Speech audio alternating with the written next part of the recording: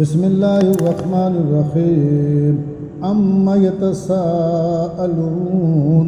عن النبأ العظيم الذي هم فيه مختلفون كلا سيعلمون ثم كلا سيعلمون ألم نجعل الأرض مهادا والجبال أوتادا وخلقناكم أزواجا وجعلنا نومكم سباتا وجعلنا الليل لباسا وجعلنا النهار معاشا وبنينا فوقكم سبعا شدادا وجعلنا سراجا وهاجا وأنزلنا من المعصرات ماء ثجاجا لنخرج به حبا ونباتا وجنات ألفافا إن يوم الفصل كان ميقاتا يوم ينفخ في الصور فتأتون أفواجا وفتحت السماء فكانت أبوابا وسجرت الجبال فكانت سرابا إن جهنم كانت مرصادا للطاغين مآبا لابثين فيها أحقابا لا يذوقون فيها بردا ولا شرابا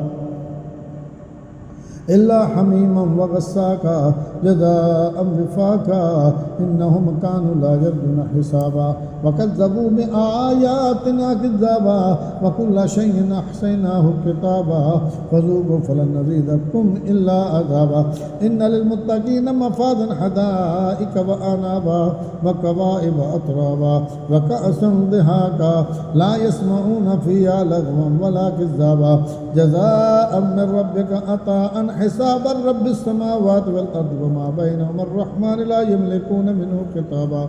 يوم يقوم الروح والملائكة صفا لا يتكلمون إلا من أذن له الرحمن وقال صوابا ذلك اليوم الحق فمن شاء اتخذ إلى ربه مآبا إنا أنذرناكم عذابا قريبا يوم ينظر المرء ما قدمت يداه ويقول الكافر يا ليتني كنت ترابا